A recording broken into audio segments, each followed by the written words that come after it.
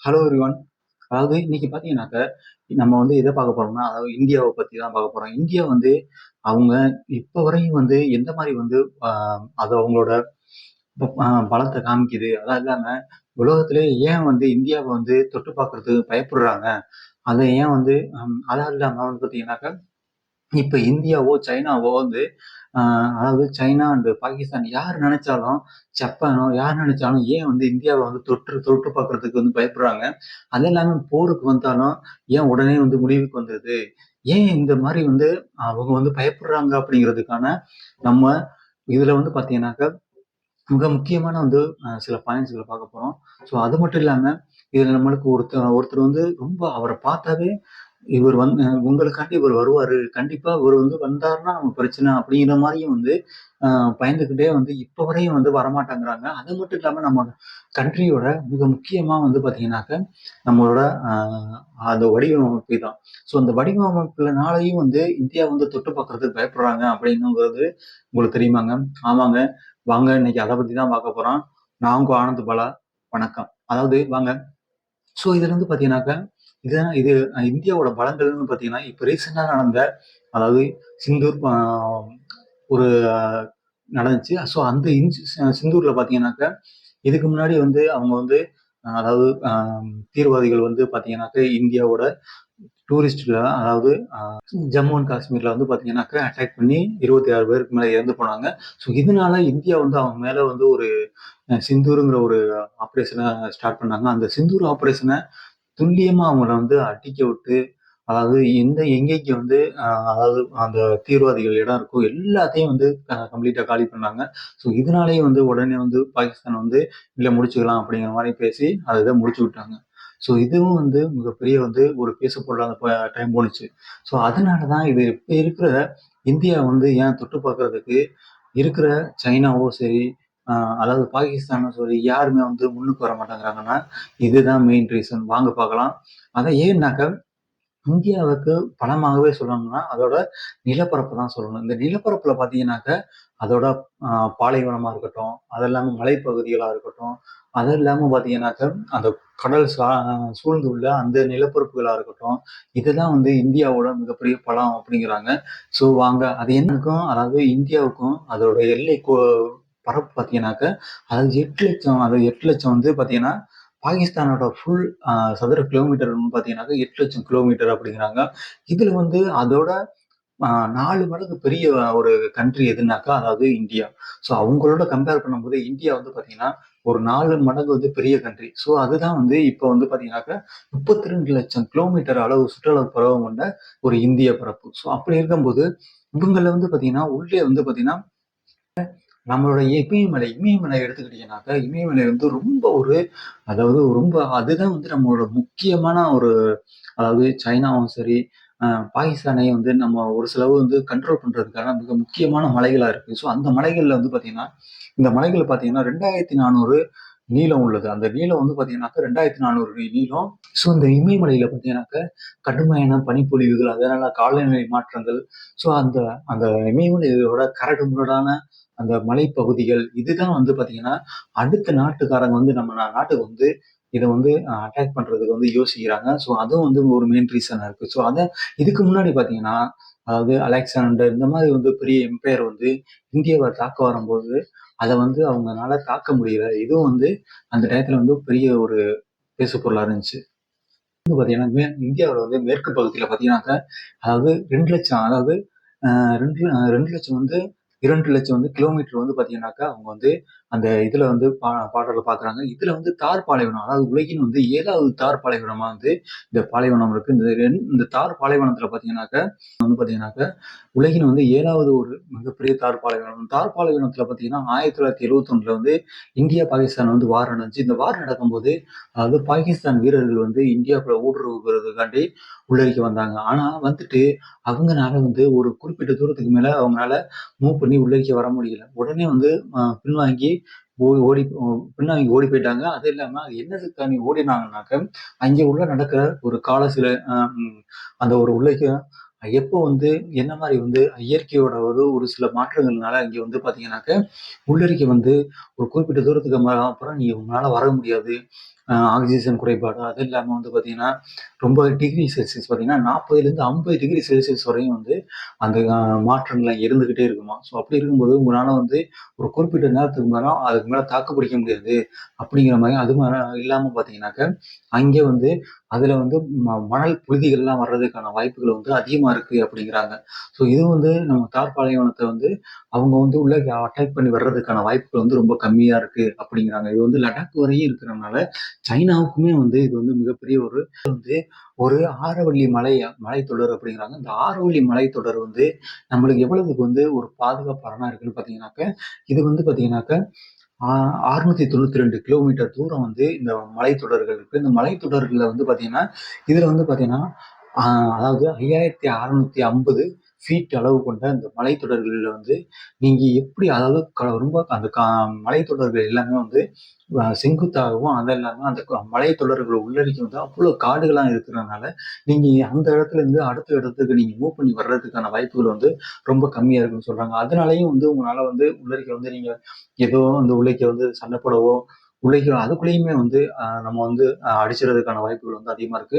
So நம்ம அடுத்து பார்க்க போறது பார்த்தீங்கன்னா, செவன் சிஸ்டர். செவன் சிஸ்டர்ன்னு எடுத்துக்கிட்டீங்கன்னாக்க, இதுல வந்து 7 மாநிலங்கள் இருக்கு. அந்த அந்த 7 மாநிலங்கள்லயும் பார்த்தீங்கன்னாக்க, இது வந்து அசாம், அதெல்லாம் வந்து பார்த்தீங்கன்னா மணிப்பூர், திரிபுரா, வந்து 7 சிஸ்டர்ஸ் 7 மலைகள் இருக்கு. இந்த 7 மலைகள்லயும் வந்து 7 மாநிலங்கள் இருக்கு. இந்த 7 மாநிலமும் வந்து பார்த்தீங்கன்னாக்க, அங்கே உள்ள ஜப்பானோ, இல்ல சைனாவோ வந்து அடிக்கிறதுக்கான வாய்ப்புகள் வந்து ரொம்ப கம்மி. ஏன்னா, அங்க இருக்கிற மலைகள் எல்லாமே வந்து பார்த்தீங்கன்னாக்க, ரொம்ப கரடு முரடாகவும், அதுல உள்ளைக்கு நீங்க போய் அடிக்கிறதுக்கான வாய்ப்புகள் வந்து ரொம்ப கம்மியா இருக்கு அப்படிங்கிறாங்க. ஸோ இதுவும் வந்து நம்ம இந்தியாவ வந்து மிகப்பெரிய காப்பாத்துறதுக்கான வாய்ப்புகள் இருக்கு. அப்படிங்கிற மாரியும் சொல்றாங்க. ஏன்னா, இங்க உள்ள காலநிலை மாற்றங்கள், அந்த காடெல்லாம் எல்லாமே ரொம்ப திக்கா இருக்கறனால, அதுக்குள்ள நீங்க வந்து சண்டை போட்டுட்டு வெளியில போறதுக்கான வாய்ப்புகளும் ரொம்ப கம்மியா இருக்கு அப்படிங்கிறாங்க. பார்த்தீங்கன்னாக்க, நம்மளுக்கு வந்து அதாவது மேற்கு தொடர்ச்சி மலை, அது கிழக்கு தொடர்ச்சி மலை.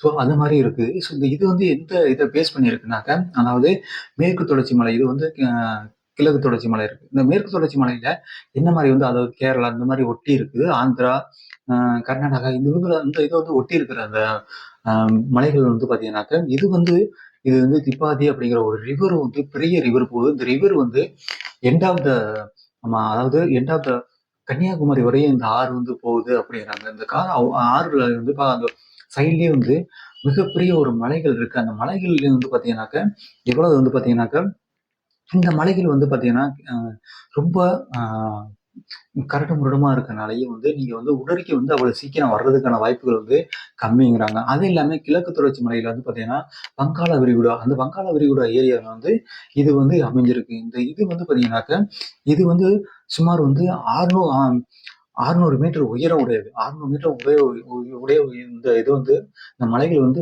உயரம் பார்த்தீங்கன்னாக்கா 600 மீட்டராவும் இருக்கு. அது இல்லாம வந்து இது வந்து ஒடிசாவுலேருந்து லாஸ்ட் தமிழ்நாடு வரையும் வந்து அதாவது 1100 கிலோமீட்டர் வரையும் வந்து இந்த மலைத்தொடர்கள் வந்து கன்டினியூவா இருக்கு அப்படிங்கிறாங்க. ஸோ அதனாலயும் வந்து யாருமே வந்து அட்டாக் பண்ணி அவ்வளோ சீக்கிரம் உள்ளறைக்கு வந்துட முடியாது. ஏன்னா, அங்க இருக்கிற காலநிலை மாற்றங்கள், அங்க எப்ப வேணாலும் வந்து மழை பெய்யலாம். எப்ப வேணாலும் வந்து வெயில் அடிக்கும். அந்த மாரி வந்து காலநிலை எப்படி மாறும் அப்படிங்கிற மாரி தெரியாதனால, நீங்க உள்ளறைக்கு வந்து அவ்வளோ சீக்கிரம் வந்து சண்டை போட்டுட்டு வெளியில போயிற முடியாது அப்படிங்கிறாங்க. ஏன்னா காடுகள் வந்து ரொம்ப அடர்த்தியா இருக்கும். அது மட்டும் இல்லாம அங்க உள்ள அ காலநிலை மாற்றங்கள். நீங்க எப்ப வேணாலும் மழை வரணும். திடீர்னு மழை வரும், திடீர்னு மழை இருக்காது. ஸோ அந்த மாரி வந்து ஒரு சில மாற்றங்கள்னாலயே வந்து நீங்க வந்து உள்ளறைக்கு வந்துட்டு வெளில போ முடியாது அப்படிங்கிறாங்க. இந்தியாவுல வந்து நம்ம வந்து எவ்வளவு வந்து ராணுவ வீரர்கள் வச்சிருக்காங்க அப்படின்னு பார்த்தோம்னா, இதுல வந்து இந்தியா வந்து ராணுவ வீரர்கள் எவ்வளவு வச்சிருக்குனாக்க, மெயினா வந்து 40 அதாவது 40,00,000 ராணுவ வீரர்கள வந்து வச்சிருக்கு அப்படிங்கிறாங்க. இந்த 40,00,000 ராணுவ வீரர்கள் அதாவது வேர்ல்டுலயே வந்து பார்த்தீங்கன்னாக்க 2வது இடத்துல இருக்காங்க. 2வது இடத்துல யாருன்னா, ஃபர்ஸ்ட் வந்து சைனா இருக்காங்க. 2வது இடத்துல இந்தியா இருக்காங்க. 3வது இடத்துல வந்து பார்த்தீங்கன்னா, அமெரிக்கா இருக்காங்க. 4வது இடத்துல வந்து அதாவது நார்த் கொரியா, ஃபைனலா வந்து ரஷ்யா இருக்காங்க. ஸோ இவங்களுக்கு இவங்கள்ல வந்து இந்தியா வந்து 2வது இடத்துல இருக்கிறதுக்கான அதாவது 40,00,000 வீரர்கள வந்து எந்தெந்த மாரி ஒரு இதுல வந்து பார்த்தீங்கன்னாக்கா, அதாவது தரைப்படைக்குன்னு பார்த்தீங்கன்னா, 12,00,000 வீரர்கள வந்து வச்சிருக்காங்க. அது இல்லாம விமானப்படைக்குன்னு பார்த்தீங்கன்னாக்கா, அதாவது விமானப்படைக்குன்னு 1,40,40,000 பேர் வந்து அந்த விமானப்படையில இருக்காங்க. கப்பற்படையில எவ்வளவு இருக்காங்கன்னு பார்த்தீங்கன்னாக்கா, 70,000 பேர் வந்து கப்பல் படையில வந்து பணிபுரிஞ்சுட்டு இருக்காங்க. அது மட்டும் இல்லாம 9,5 லட்சம் படை வீரர்கள் பார்த்தீங்கன்னா, துணை ராணுவ படைகளா இருக்காங்க. அவங்க வந்து என்னென்ன மாரின்னா, ஒரு அவசர கால நிலைகளுக்கு இந்த மாரி வந்து கூப்பிடும்போது, அவங்க துணை ராணுவ படை வந்து வருவாங்க. அந்த மாரியும் ஒரு கேட்டகரில இருக்காங்க. ஸோ தனியான அகாடமிக் எல்லாம் இருக்கு. இந்த அகாடமிக்ல வந்து பார்த்தீங்கன்னா 3 டைப்பா இருக்கு. நேஷனல் நேஷனல் டிஃபென்ஸ் அகாடமி இருக்காங்க. இந்தியன் மிலிட்டரி அகாடமி இருக்காங்க. அது இல்லாம வந்து பார்த்தீங்கன்னா, ஆஃபீசர் ட்ரெய்னிங் அகாடமி. இந்த மாரி வந்து 3 டைப் ஆஃப் அகாடமி வந்து இவங்கள்ல வந்து வச்சிருக்காங்க. இந்த ட்ரெய்னிங் ட்ரெய்னிங் அகாடமின்னு சொல்லிட்டு. ஸோ இது வந்து யுஎன்ல வந்து பார்த்தீங்கன்னா, யுஎன்னுக்கும் வந்து ஒரு 5000 அதாவது யுஎன்னுக்கு வந்து பார்த்தீங்கன்னா, ஒரு 5009 வீரர்கள வந்து அனுப்பிச்சு வச்சிருக்காங்க. இதனால நம்ம உலக லெவல்ல வந்து பார்த்தீங்கன்னா, நம்மளோட ராணுவ பலம் வந்து எல்லாருக்கும் தெரிய வருது. ஸோ அதனாலேயும் வந்து இந்தியாவ வந்து அட்டாக் பண்றதுக்கான வாய்ப்புகள் வந்து ரொம்ப கம்மியா இருக்கு. ஸோ ஏன்னா இந்தியாவோட பலங்கள் வந்து ரொம்ப அதிகமா இருக்கு அப்படிங்கிறாங்க. ஸோ ஏன்னா அ வேர்ல்டுலயே பார்த்தீங்கன்னாக்கா, அதிகமான ராணுவ வீரர்கள் கொண்டவர்களாகவும், அது மட்டும் இல்லாம சைனாவுக்கு அடுத்தபடியா இருக்கும். இருந்தாலும் நம்மளுக்கும் வந்து டிஃபென்ஸ் சிஸ்டம் எல்லாத்துலயுமே வந்து நல்லா இருக்கு. ஸோ அதுவும் வந்து ஒரு மெயின் ஸோ இதுல இருந்து பார்த்தீங்கன்னா, நம்மளுக்கு கப்பல் படைகள் வரலாம். கப்பல்ல வந்து பார்த்தீங்கன்னா, நம்மள்ட்ட 2 மிகப்பெரிய ராணுவ ஹெலிகாப்டர்கள், அ அதாவது ராணுவ ஏரோப்ளேன் இதெல்லாம் வந்து தாங்கி செல்லக்கூடிய 2 மிகப்பெரிய வந்து ஒரு மிலிட்டரி பேஸ் உள்ள ஒரு பெரிய கப்பல் இருக்கு. அதுல மெயினா வந்து பார்த்தீங்கன்னா, ஐஎன்எஸ் விக்ராந்த் இருக்கு. இதுலயும் வந்து ஐஎன்எஸ் விக்ராந்த், ஐஎன்எஸ் விக்ரமாதித்யா இந்த 2 பெரிய கப்பல்கள் இருக்கு. இதுல வந்து ஒவ்வொரு கப்பல்லயும் நீங்க வந்து 60க்கும் மேற்பட்ட விமானங்கள வந்து போர் விமானங்கள நீங்க வச்சிருந்து, அங்கே இருந்து செலுத்தலாம் அப்படிங்கிற மாரி சொல்றாங்க. மிகப்பெரிய ஒரு இந்த கப்பல்ல வந்து அதாவது இந்தியா வந்து ஃபில் பண்ணி வச்சிருக்காங்க. சைனா, அ அமெரிக்கா, அதாவது ரஷ்யா அவங்களுக்கு அப்புறம் இந்தியாவும் வந்து இந்த இதுல வந்து ஜாயின் பண்றாங்க. மிகப்பெரிய ராணுவ கப்பல்களை கொண்டது. ஸோ இதுல வந்து பார்த்தீங்கன்னா 3 நியூக்ளியர் பவர் சப்மரைன் வச்சிருக்காங்க. இந்த நியூக்ளியர் பவர் சப்மரைன் வந்து பார்த்தீங்கன்னாக்க, எந்த விதமான நியூக்ளியர் பவரையும் வந்து தாங்கி அத வந்து அட்டாக் பண்ணக்கூடியதாகவும் இந்த வந்து நியூக்ளியர் பவர் இருக்கு. ஸோ இதுவும் வந்து அது இல்லாம நம்மளுக்கு வந்து 10 டீசல் இன்ஜின் வகையான நியூக்ளியர் சப்மரைனும் வந்து நம்ம இந்தியாவுல வச்சிருக்காங்க. ஸோ இது வந்து வேர்ல்டு லெவல்ல வந்து பார்த்தீங்கன்னா, மாடர்ன் டெக்னாலஜி அதாவது world directory and modern military worship அப்படிங்கிறவங்க 2025ல வந்து பார்த்தீங்கன்னா, இந்தியாவுக்கு வந்து பார்த்தீங்கன்னா 7வது இடத்த வந்து குடுத்துருக்காங்க. ஸோ அதுதான் வந்து அவங்க வந்து குடுத்துருக்கிறதுல நம்ம இந்தியா வந்து 7வது இடத்துல வந்து பிடிச்சிருக்காங்க. ஸோ அதுவும் வந்து இதுல வந்து போர் விமானங்கள்னு எடுத்துக்கிட்டோம்னாக்க, போர் விமானங்கள்ல வந்து பார்த்தீங்கன்னாக்க, அதாவது அ 30 அப்படிங்கிற விமானங்கள் வந்து நம்மள்ட்ட வந்து இருக்கு. அது இல்லாம வந்து 36 ரஃபேல் விமானங்கள். இந்த ரஃபேல் விமானங்கள் ஃபுல்லாமே பிரான்ஸ்லேருந்து நம்ம வந்து இறக்குமதி பண்ணோம். இதுவும் வந்து நம்ம போர் இப்ப சிந்தூர் இதுலலாம் வந்து அதிகமா யூஸ் பண்ணாங்க. அப்படிங்கும்போது, அதுவும் வந்து ஒரு நல்ல ஒரு சக்சஸ்ஃபுல்லா இருக்கு. ஏன்னா, இது வந்து அதாவது கடல் வழிகள்ல ரோந்து பணிகளுக்கும், இந்த மாரி ஒரு பர்ப்பஸுக்கும் வந்து பயன்படுத்துறாங்க. ட்ரோன் மூலியமாவும் கண்காணிக்கிறது இல்லாம, இந்த மாரி அம் அ ஜெட் விமானங்கள வச்சும் நம்மளோட எல்லை பரப்புகள பாதுகாத்து விடுறாங்க. அது மட்டும் இல்லாம பார்த்தீங்கன்னாக்க, இதுல வந்து பார்த்தீங்கன்னா, மிராஜ் 2000 இது வந்து பார்த்தீங்கன்னா, நம்ம இந்தியா கிட்ட வந்து பார்த்தீங்கன்னாக்க, வந்து பார்த்தீங்கன்னா 83 தேஜஸ் விமானங்களும் வந்து நம்மகிட்ட இருக்கு. தேஜஸ் விமானங்கள் அதுக்கப்புறம் பார்த்தீங்கன்னாக்க, இதுல வந்து பார்த்தீங்கன்னாக்க, ஜாக்குவார் அதாவது 110 ஜாக்குவார் விமானங்களும் நம்மள்ட்ட இருக்கு. இது எல்லாமே வந்து ரோந்து பணிகளுக்கும், அது இல்லாம போர் பயிற்சிகளுக்கு இந்த மாரி வந்து யூஸ் பண்றாங்க அப்படிங்கிறாங்க. அதாவது இதுல வந்து மிகா-21 இது வந்து பார்த்தீங்கன்னாக்கா, இது நம்மள்ட்ட 40 மிகா-21 அ போர் விமானங்கள் நம்மள்ட்ட இருக்கு. இந்த விமானங்களும் நம்மளுக்கு வந்து அதிகப்படியான எல்லாத்துக்கும் வந்து யூஸ் பண்றாங்க அப்படிங்கிறாங்க. வந்து போக்குவரத்து இதோ வந்து சேட்டலைட் இந்த இதெல்லாம் வந்து பார்க்கறதுக்காகவும், விமானங்கள வந்து G-17 விமானமும் வந்து இது வந்து G-130 அப்படிங்கிற விமானங்களும் வந்து நம்ம இதுல வந்து பயன்படுத்தப்படுறாங்க. இது வந்து போர் விமானங்கள் ஆட்கள கொண்டு விடுறதுக்கும், வீரர்கள் கொண்டு ஒரு இடத்துல இருந்து அடுத்த இடத்துக்கு கூட்டிட்டு போறதுக்கும், இது வந்து எல்லாத்துக்கும் வந்து பயன்படுது அப்படிங்கிறாங்க.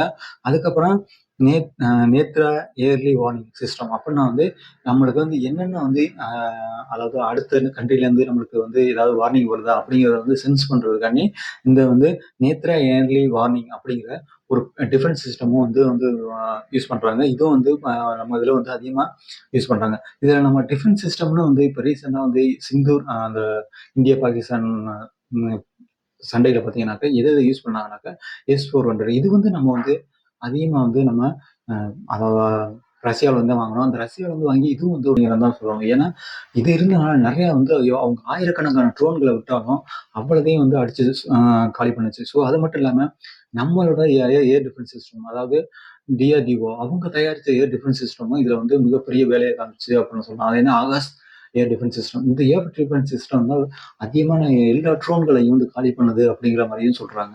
உங்களுக்கு வந்து இப்ப இருக்கிற வேர்ல்டுலயே வந்து அதிகமான போர் விமானங்கள் கொண்ட வலிமையான போர் விமானங்களை கொண்ட நாடுகள் பட்டியல்ல இருக்கு. இந்த நாடுகள்ல பாத்தீங்கன்னா இந்தியா வந்து 4வது இடத்துல இருக்கு. ஸோ ஃபர்ஸ்ட்ல இருக்கிறது பாத்தீங்கன்னா யுஎஸ்ஏ இருக்காங்க. அவங்க 13,043 அதாவது ஃபிளைட் வச்சிருக்காங்க. அதாவது எல்லாமே டிஃபென்ஸ் சிஸ்டம், அதாவது மிலிட்டரி பேஸ்டு எல்லாமே வந்து ஜெட் விமானங்கள். இதுலயும் வந்து ரஷ்யா வந்து 4,023 வந்து பாத்தீங்கன்னாக்க அவங்க வந்து பாத்தீங்கன்னா இந்த ஜெட் விமானங்கள் வச்சிருக்காங்க. சைனா வந்து பாத்தீங்கன்னா 3,309 விமானங்களை வந்து இவங்களும் வச்சிருக்காங்க. அது இல்லாம இந்தியா பாத்தீங்கன்னா 2,229 போர் விமானங்களை வந்து இந்தியா வச்சிருக்காங்க. 4வது இடத்துல வந்து இந்தியா வந்து இப்ப 2025 இருந்து இப்ப வரையும் உள்ள காலகட்டங்கள்ல கணக்கின்படி பாத்தீங்கன்னாக்க இந்தியா வந்து 4வது இடத்துல, அதாவது அதிகமான ஜெட் விமானங்களை வச்சிருக்கிறதாகவும் சொல்லப்படுறாங்க. ஸோ இது வந்து சுமார் வந்து 7,000 கிலோமீட்டர் வரை வந்து தாக்கும் அக்னி அக்னி ஏவுகணை வந்து நம்மகிட்ட இருக்கு. இந்த அக்னி ஏவுகணையை நீங்க இங்கேருந்து செலுத்தி அடுத்து சைனாவோட அந்த ஜகங்களுக்கு போறதுக்கான வாய்ப்புகளும் அதிகமா இருக்குங்கிறாங்க. ஸோ அதனாலதான் அந்த டைம்ல அதனால நம்ம வந்து சோதிச்சு பார்க்கும் போது கூட சைனா வந்து இல்ல எங்களை அடிக்கிறதுக்கான சோதிக்கிறாங்க அப்படிங்கிற மாதிரியே வந்து சைனா அந்த இடத்துல சொன்னாங்க. அது மட்டும் கிடையாது. இதுல வந்து பார்த்தீங்கன்னா மேலும் வந்து நிர்பயாஸ் அண்ட் சௌரோஜ் ஏவுகணையும் வந்து இதுல வந்து யூஸ் பண்றாங்க. நிர்பயாங்கிற ஏவுகணை வந்து மிக பலம் பொருந்ததா இருக்கு. அது மட்டும் இல்லாம இப்ப நம்மளுக்கு வந்து, அதாவது ரீசெண்டா அந்த சிந்தூர்ல பாத்தீங்கன்னா பாகிஸ்தான் அலற விட்ட பிரம்மோஸ் ஏவுகணை. பிரம்மோஸ் ஏவுகணை வந்து பாத்தீங்கன்னாக்கா இது வந்து ரொம்ப, அதாவது ஒளியை விட வேகமா போய் அடிக்கக்கூடியது அப்படிங்கிறாங்க. அதாவது 800 கிலோமீட்டர் வேகத்துல வந்து இது போய் அடிச்சு அதாவது துல்லியமா அடிக்கக்கூடிய அந்த பிரம்மோஸ் ஏவுகணை பாத்தீங்கன்னாக்க இப்ப வந்து அதிகமான மவுசு இருக்கு. ஏன்னாக்க இப்ப அதாவது மலேசியா, இதுல வந்து எந்தெந்த கண்ட்ரிகள் வந்து இது இப்போ வாங்குறதுக்காண்டி ரொம்ப போட்டி போடுறாங்கன்னா Philippines, Malaysia and Thailand, Vietnam, இது மாதிரி நிறைய கண்ட்ரிகள் வந்து பார்த்தீங்கன்னாக்கா இந்தியா கிட்ட இந்த ப்ரமோஸ் வேணும் அப்படிங்கிறத வந்து ஆர்டர் போட்டிருக்காங்க. ஸோ அதுவும் வந்து மிகப்பெரிய ஒரு நல்ல ஒரு இந்தியாவுக்கு வந்து ஒரு சக்சஸாக பார்க்கலாம். டிஆர்டிஓ இவங்கெல்லாம் வந்து நல்ல ஒரு அதிக புதுமையான வந்து கண்டுபிடிப்புகளை கண்டுபிடிச்சிட்டு இருக்கோம். அது மட்டும் இல்லாம இந்தியா வந்து பார்த்தீங்கன்னாக்க ஒரு சேட்டலைட்டை வந்து அழிக்கக்கூடிய இது வந்து இருந்திருக்கு. ஸோ இதுல வந்து ஒரு குறிப்பிட்ட நாடுகள் தான் வந்து இந்த இதுல வந்து இருக்கிறாங்க. அமெரிக்கா, ரஷ்யா, சைனா, இந்தியா, அதுக்கப்புறம் வந்து பார்த்தீங்கன்னா பிரான்ஸ். ஸோ இந்த 5 கண்ட்ரிகள் தான் வந்து இப்போதைக்கு இங்க, அதாவது ஒரு சேட்டலைட்ல வந்து நீங்க வந்து அழிக்கணும் அப்படின்னாக்க அவங்களுக்குள்ள தொழில்நுட்பம் வந்து இந்த 5 கண்ட்ரிகளுக்குள்ள தான் இருக்கு அப்படிங்கிறாங்க. அதுல இந்தியாவும் ஒரு ஆளா வந்து இப்ப இணைஞ்சிருக்காங்க. இதுதான் வந்து சேட்டலைட் வந்து ஆன்டி சேட்டலைட் சிஸ்டம் அப்படிங்கிறாங்க. அந்த ஆன்டி சேட்டலைட் சிஸ்டம்ங்கிறது பார்த்தீங்கன்னாக்க நீங்க வந்து ஒரு இங்க இருந்து ஒரு ஏவுகணையை வச்சு உங்களோட அதாவது சிஸ்டத்தை வந்து அழிக்கிறதுக்கான வாய்ப்புகளும் வந்து அதிகமா இருக்குங்கிறாங்க. இது வந்து டிஆர்டிஓ வந்து ஆராய்ச்சியில வந்து கண்டுபிடிச்சிருக்காங்க. அது மட்டும் இல்லாம இந்தியாவில் வந்து பார்த்தீங்கன்னா பல சாதி மதங்கள் இருக்கு. நிறைய மொழிகள் அதிகமா இருக்கு, ஜாதிகள் அதிகமா இருக்கு. பட் ஆனா இந்தியான்னு சொன்னாக்க எல்லாரும் ஒற்றுமையா இருப்பாங்க. ஏன்னா நம்மளுக்கு நம்ம ராணுவம் இருக்காங்க. ராணுவத்துல வச்சிருக்க நம்பிக்கை தான் சொல்லலாம். ஏன்னா இங்க இருக்க மக்கள் எல்லாமே வந்து ராணுவத்து மேல வந்து அதிகமான நம்பிக்கை வச்சிருக்காங்க. அதுவும் ஒரு காரணம் தான். இதை விட இந்தியா வந்து மிக முக்கியமான ஒரு நண்பன் இருக்கான்னு சொன்னேன் நான் உங்கள்கிட்ட முன்னாடியே. ஸோ அது மாதிரி ரஷ்யாங்கிற ஒரு மிகப்பெரிய கண்ட்ரி, ரஷ்யாங்கிற மிகப்பெரிய ஒரு நண்பன் இருக்கான். அதுவும் ஒரு முக்கியமான ஒன்று தான். ஸோ நாங்கள் ஆனந்த் பாலா, வணக்கம்.